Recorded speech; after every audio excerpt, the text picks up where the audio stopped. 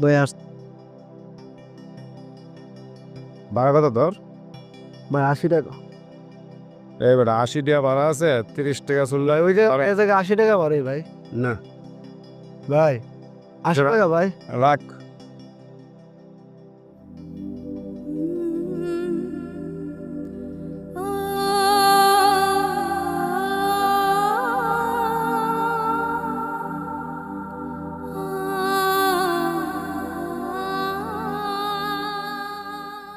ভাইয়া, বাবা মরে গেছে তাহলে 17 বছর হলো।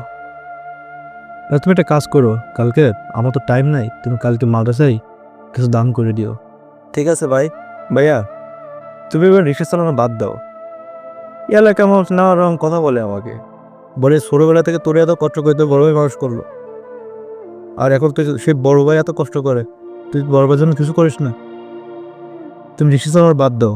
তুই ঠিকই বলেছিস, তোর বাবা মারা যাবার পর সেই ছোটবেলা থেকে তোর এই ভাই তোকে মানুষ করেছে।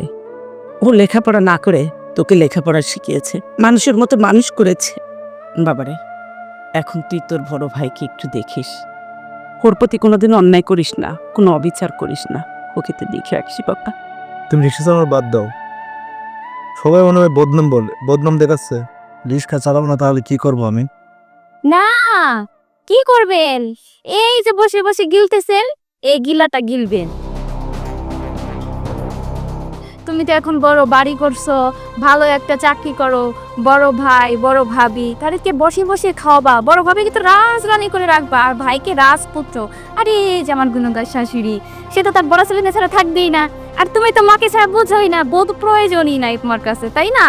একটা কাজ করো, তুমি সবাইকে এখানে রাখো, আমি চলে যাই। হ্যাঁ, এটা ভালো হবে, কারণ তোমার এই ফকিন্নি ভাই ভাবি যদি এই বাসায় থাকে, আমি থাকবো না। ডিসিশন তুমি নিবা, এই বাড়িতে কে থাকবে?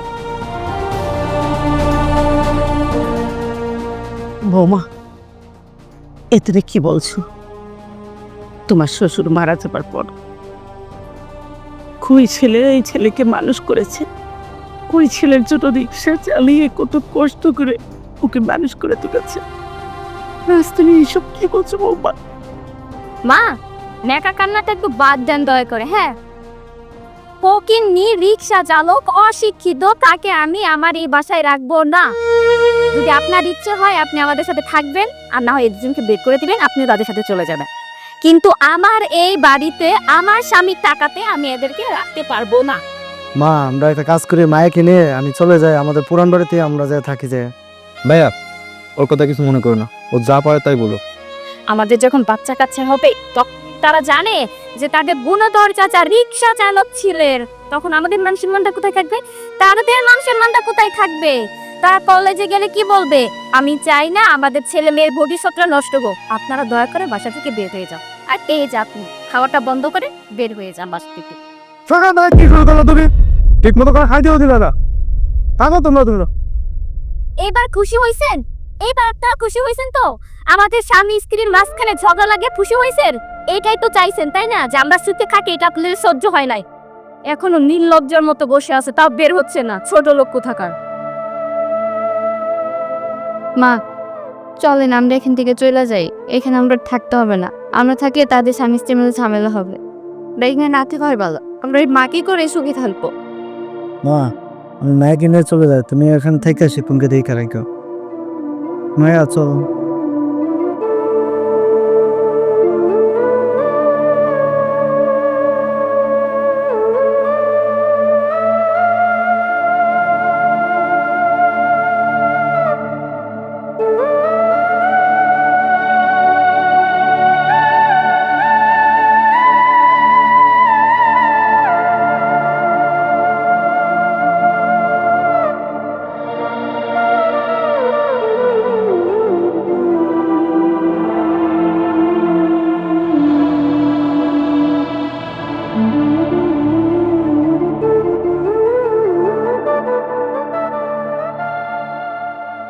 তুমি মন খারাপ করো না, ওরা ছোট মানুষ, কি বলতে না কি বলছে, ওদের ভুল যেদিন বুঝতে পারবে না, তারপর দেখো তোমার এটাই না ওদের বাড়িতে নিয়ে যাবে। তুমি ঠিকই বলছো, ও হলো আমার ভাই, ও রাগ করে থাকতে পারবে না আমার সাথে, আর আমি ওকে চিনি, ওর তো এখন মন খারাপ, এর জন্য আমার সাথে এরকমটা করছে। ঠিক আছে তুমি থাকো, আর ওইদিকে রিক্সাটা নষ্ট হয়ে গেছে গা, আমি ঠিক করে আসি। শোনো একটা কথা বলি, দুপুরে খাবো কি? ঘরে তো বাজার সাথে কিছুই নেই। আসার সময় কিছু বাজার করে নিয়ে এসো। আমার কাছে তো টাকা নাই, 50টা টাকা আছে, দিয়ে ইলিশ কাটা নষ্ট হয়ে রয়েছে, আর এদিকে ঘরে বাজার সাজার নাই, কি করবো আমি কিছু বুঝতে পারতেছি না। তুমি এত চিন্তা করো না, ঘরে যা আছে আজকের মতো চলবো, এত টেনশন করো না। তুমি যে রিক্সা ছাড়াইয়া কাজ করো। আচ্ছা ঠিক আছে, আমি এখন তাহলে যাই। হ্যাঁ আচ্ছা ঠিক আছে, যাও।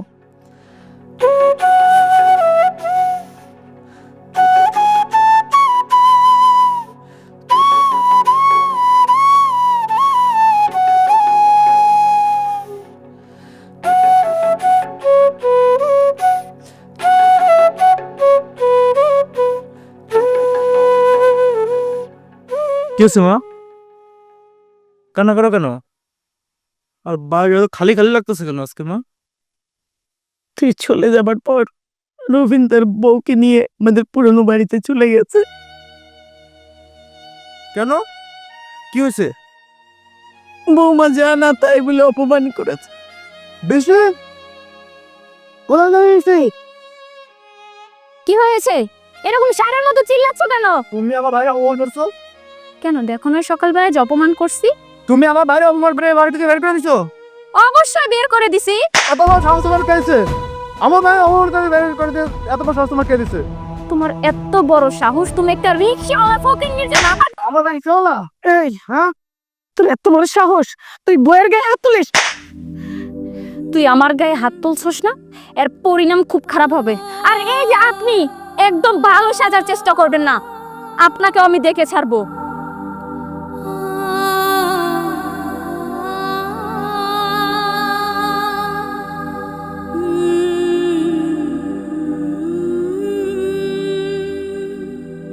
বৌমা, বৌমা, জি আম্মা।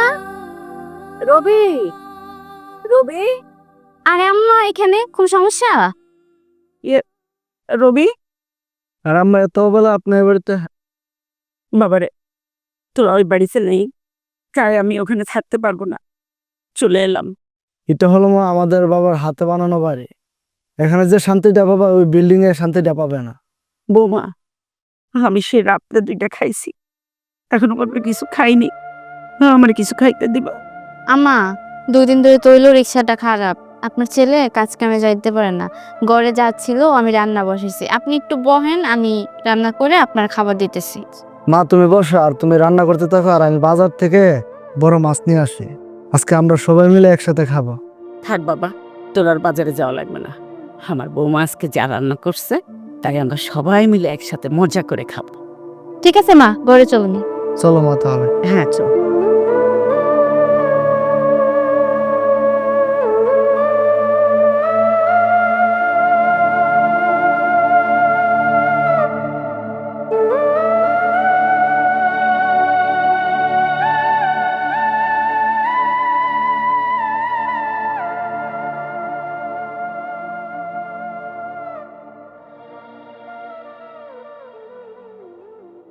কি ব্যাপার, এভাবে মন খারাপ করে বসে আছো কেন?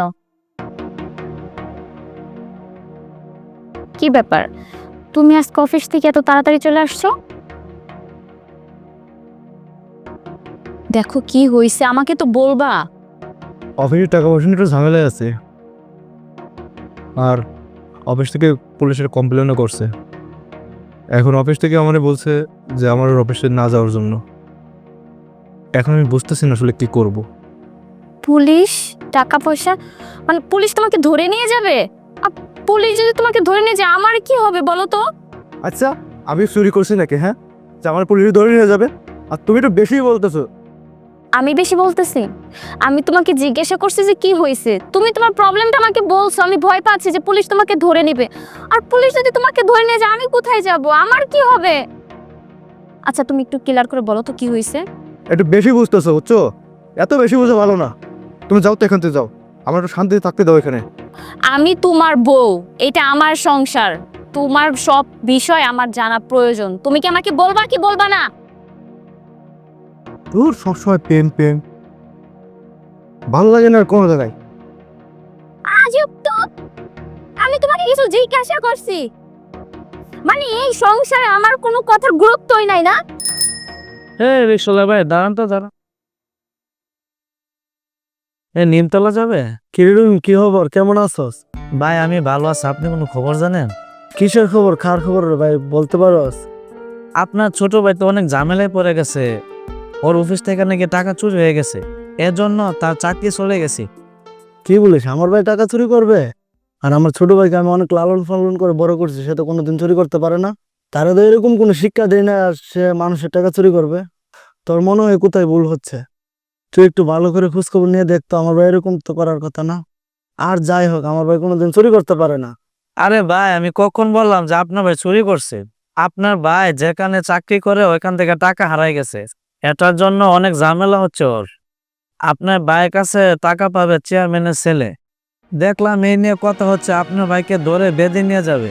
শুন ভাই, এই ব্যাপারটা কাউকে বলিস না, মানুষ শুনলে কি বলবে জানিস তুই?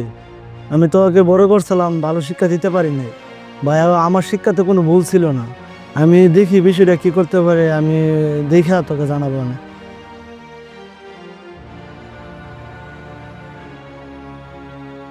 মা, আমার কিছু টাকা লাগবে। আমি টাকা পাবো কোথায়? আমার কাছে কি টাকা আছে? আপনার কাছে তো আমি জানি না, আমার টাকা লাগবে, মানে টাকা লাগবে। প্রয়োজন হলে আমাদের ওই পুরানো বাড়ি বিক্রি করে দাও, কারণ ওই বাড়িতে কোনো কাজের না, আরো পুরানো হয়ে গেছে, বিক্রি করে দাও, আমার টাকা লাগবে। এ তুই কি বলছিস? ওই বাড়ি বিক্রি করে দেবো মানে? ওই বাড়ি তোর বাপের শেষ স্মৃতি, আর তুই ওই বাড়ি বিক্রি করে দেওয়ার কথা বলছিস? এখনো তোর বড় ভাই ভাবি ওই বাড়িতে থাকে, তুই এই কথা বললি কি করে? তো লজ্জা করলো না? কি হয়েছে মা এখানে? আর বাবা বলিস না, দেখ তোর ছোট ভাই কি বলতেছে, ওর অনেক টাকার দরকার, ওই বাড়িটা ও বিক্রি করে দেওয়ার কথা বলতেছে। ও কি এটা ঠিক বলতেছে?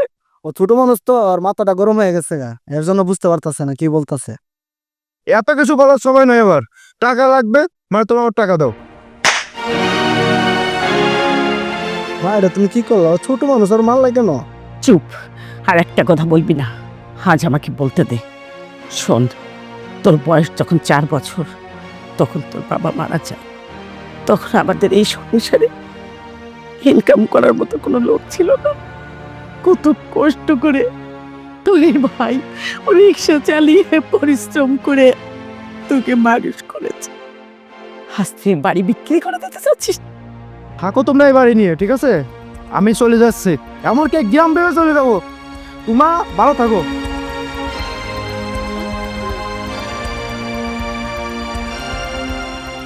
আচ্ছা মা, তুমি চিন্তা করো না, তুমি এখানে থাকো, আর মাথাটা গরম হয়েছে, হয়তো কিছু হয়েছে। আচ্ছা আমি দেখতেছি ব্যাপার।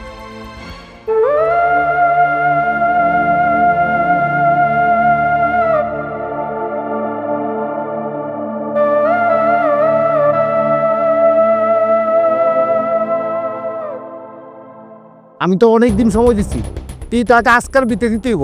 যদি আজকের ভিতরে তুই আমার টাকা না দিস, তোর খুব খারাপ হবে কিন্তু শিপন। বাবা একটু ধৈর্য ধরো, আর কয়টা দিন সময় দাও, আমার ছেলে সব টাকা তোমার দিয়ে দেবে। আর কত? এতদিন সময় দিচ্ছে, আসে আমার কবে টাকা দিবে? যদি আজকের ভিতরে টাকা সে আমার না দেয়, আমি তো উড়ে নিয়ে যাবো। ও আমার ছোট ভাই, হ্যাঁ, আর আমি বাচ্চা থাকতে আমার সামনে আমার বাবাকে হাত তুলবি? তাহলে টাকাটা দিয়ে দাও, আমি চলে যাই, তোমার বাড়ি নেওয়া দরকার নাই। তুই টাকা নিবি, গায়ে হাত দিবি কেন? আমি টাকার জন্য আসছি, কতদিন ঘুরবো তোমার বাড়ির পিছে? টাকা দিয়ে তো আমি চলে যাই। এখনো তো এবারে থেকে চলে যা, তা না হলে তোর খবর আছে। তুমিও মন রাখতো, আমিও মেম্বারের ছেলে, টাকাটা যদি আজকে সন্ধ্যার ভিতরে না দাও, তাহলে তোমারও সয় আনতে নিয়ে যাবো। তো দেখা যাবে তুই কি করতে পারো, যা। মেম্বরের ছেলে হয়েছে, কি হয়ে গেছে গা?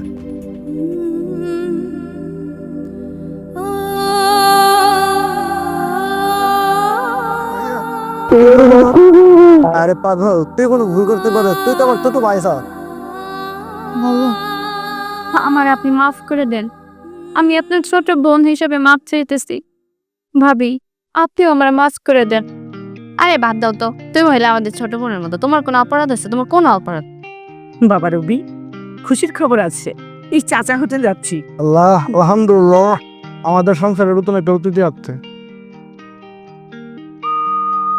মার, চলেন ভিতরে চলেন, চলো মা। চল।